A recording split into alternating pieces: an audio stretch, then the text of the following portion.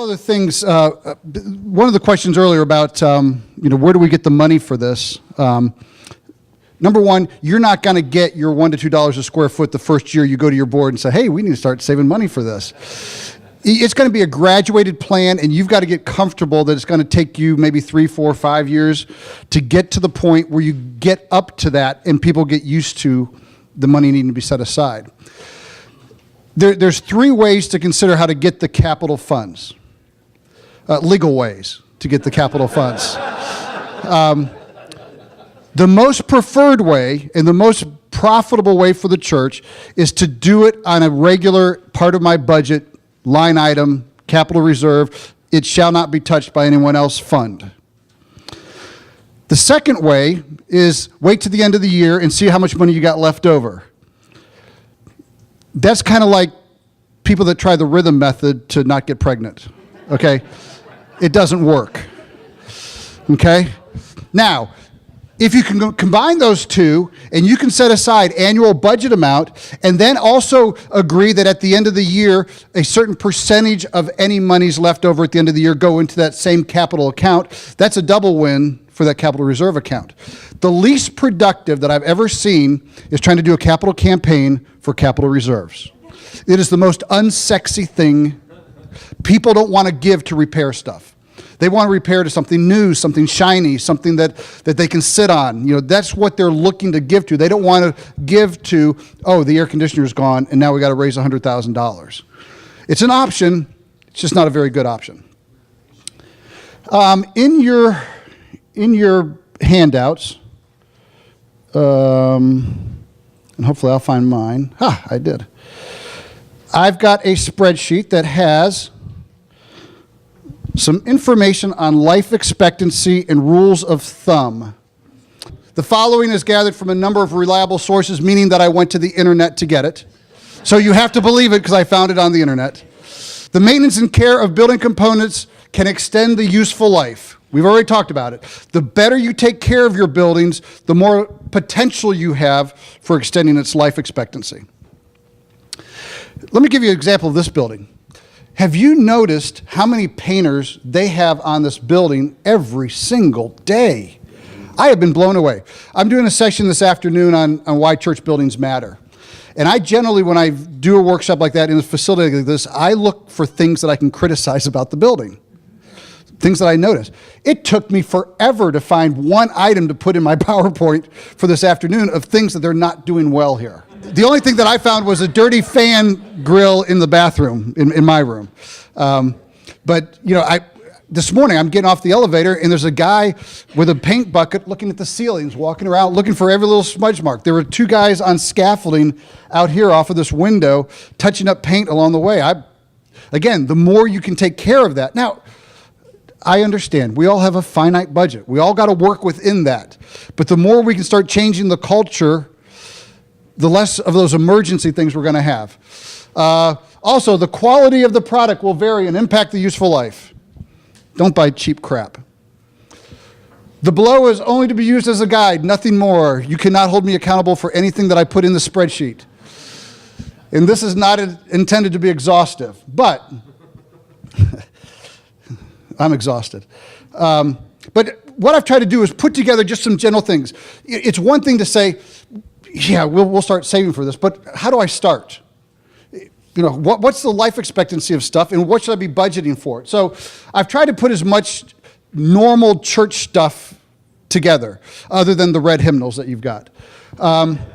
So acoustical ceiling tiles, 40 years is generally the life expectancy of an acoustical ceiling tile.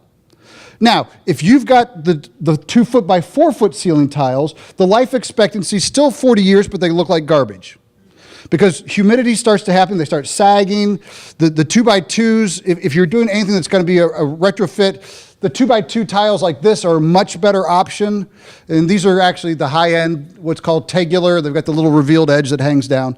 But 2x2s hold their shape much better and much longer than 2x4s do, okay? Now, if your building's more than 25 years old, you need to make sure you don't have asbestos in your ceiling tiles. Okay, so just a little side note there.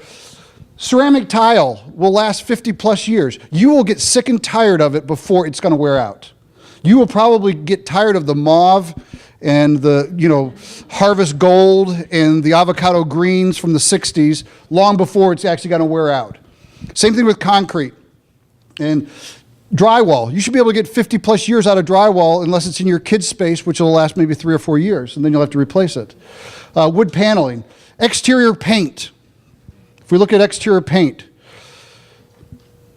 4 to 10 years is about the life expectancy, and the reason for the big range is depending on its sun exposure, its wind exposure, and what part of the United States you're in. And the quality of the paint you use. Yeah. Again, if you've got exterior paint and you're not spending $40 to $50 a gallon, you're buying stuff that's not going to last. So, yeah, you could buy the $10 a gallon from Lowe's or Home Depot. Just be prepared to do it more often, which in the long run actually costs you more money because you've got twice as much labor then. So you get an idea. And again, with a lot of the interior paint, you're going to get sick and tired of its look, or it's going to be worn and scuffed, and you'll be replacing it more often than others. Countertops, doors, all sorts of different things on doors. Again, doors are going to last a long time except for the wear and tear. Well, the hinges, again, if hinges are properly maintained and you don't have kids hanging from the doors, and you don't have people using door stops on automatic door closers, does everyone know that you're not supposed to use a door stop when you have a door closer? The door's trying to constantly close while that door stop is there. You wear out your door closers, whether it's one of the arm door closers or it's built into your hinge. Or you warp the door, or both, or all the above. Both and? Yeah. Okay. Light bulbs. Give you just some ideas on life expectancy. One of the questions earlier was, do you go ahead and, if it's on the schedule, do I go ahead and just do it on the date? And you said, if you're doing renovation, if you're doing HVAC, no. One of the options that you may consider is if you need to relamp an area of your campus that has high ceilings, say your worship center. You may want to, for the sake of not having to always go get the cherry picker or get an electrician or hire a lift, to say, we think that these bulbs in our sanctuary have 20,000 hours of life, and do a calculation of how many hours a week are those lights on, then back about 10 to 15% out of that, because some of the bulbs won't last its full life expectancy, and then just relamp them all at one time. Even if they're all still working, just relamp them all at one time, because you only have one cost of maintenance then to do it, one rental for the lifts or whatever else you got. Well, that goes back to the design, because, the sanctuary at the church that I grew up in, they rebuilt in the late 50s, and you can actually just go right up in the attic and pull the recessed fixture up and change the bulb. Yeah. Instead of having to, get the tall ladder or the lift out. Yeah, and if you've got pews, then that's a nightmare to try to change the light bulbs with pews. You think of the wear and tear on your pews now all of a sudden, not just on the light fixtures and everything else. So think through what you're doing. Obviously the big move was several years ago was getting rid of the T12 bulbs and going to T8s. If you haven't done that yet, then you're about a century behind. The compact fluorescence is obviously the biggest trend right now, and what's growing faster than anything is the LEDs.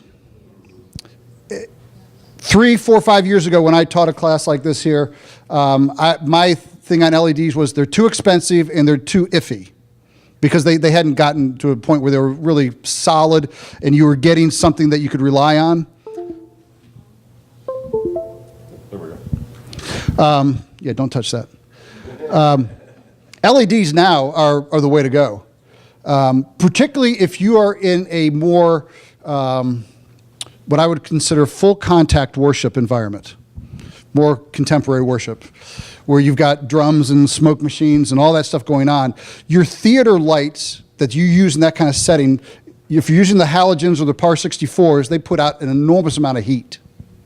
I go to our church in Charlotte. I go to Elevation Church in Charlotte, and just on our platform, we put 40 tons of air conditioning on the platform because of the amount of heat the lights were going to produce. Well, about 4 years into it, we replaced all of them with LED lights, and now there's almost no heat on the platform at all. And it just and it cut the usage by about 80% as far as the power consumption.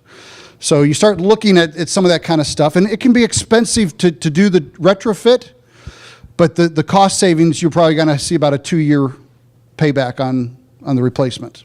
What have you noticed on those LEDs as far as the dimmability? Because we had some volunteers do it in our sanctuary, and we had to, change out the dimmer drivers from the old half horsepower Right. dimmer in the basement. But they only go down about, say, 40% of the light before they just have to go out. Right. Yeah, the typical LEDs aren't real good with dimmable. You have to spend a little bit more to get a true dimmable LED. I mean, these say dimmable on them. Well, dimmable and theatrical dimmable are two different things. Yeah, house dimmable and theatrical dimmable. You can get theatrical dimmable that you'll get down to about 15%. You pay a lot more for them, but Hopefully, everybody knows their electric company may also assist them in the retrofitting.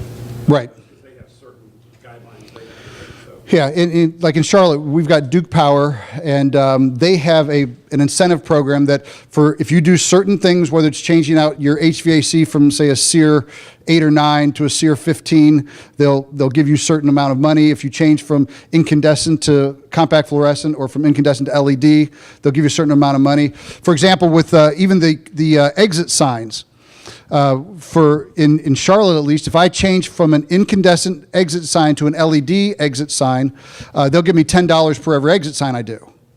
I just have to give them the receipt. Well, you think about that, those exit signs, you're going from a 40-watt bulb to a 2.2-watt bulb. And how many hours a day do the exit signs stay on? 24/7. And if you've got a facility that's 160, 170,000 square feet, you've probably got 50 or 60 of those things that are burning all the time. Plus the bulb life expectancy in the LED is about 5 to 10 times as long as the bulb expectancy of the incandescents. And so in our case, we did an analysis and looked at it. We figured between $30 and $40 per fixture to replace, to go from the old to the new. If the utility company is going to give me $10 for each of those, and I can save the power consumption on it, it was less than a 1 year payback on that, and then the rest of the savings, perpetual. So in that, you'll see this goes on and on ad nauseum. And so, air conditioning units, we've tried to break that down into the different kinds of air conditioning units, plumbing fixtures, roofing, and the like. The other tab on this spreadsheet is rules of thumb pricing. Again, the disclaimer on top, please make note, I am not held responsible. Love you, mean it. So, flooring, what should you, if you're using the simple spreadsheet like Glenn had, let's say that I measure my room and it's a 20 by 20, so I've got 400 square feet. Okay, that's nice to know, but what should I budget for carpet? What is a reasonable carpet per square foot or per yard basis? So, how do I Blow it up so they can see in the back. They should have gotten here earlier. Exactly. Wall coverings, what should you budget for paint? About 65 cents a square foot of wall area, not floor area. So, again, if it's a 20-foot by 20-foot room, I've got 80 feet of wall by 10 foot high, so I've got 800 square feet of wall space that I need to calculate in order to determine what my painting is. So this will just give you some great rules of thumb. If nothing else, it gives you an initial tool. I would strongly suggest that you start building on it yourself and adding to it. We are working on taking both Keith's spreadsheet and Glenn's spreadsheet and my data and putting it into a web-based application that you'll be able to then be able to track your stuff on a regular basis and add to and take away and so on. So hopefully sometime first quarter of next year, we'll have something like that available on the market as well. Yes? All of this is on this. All of it's on the thumb drive. Thank you. Yes. One comment on HVAC, we just finished signing a contract before I left.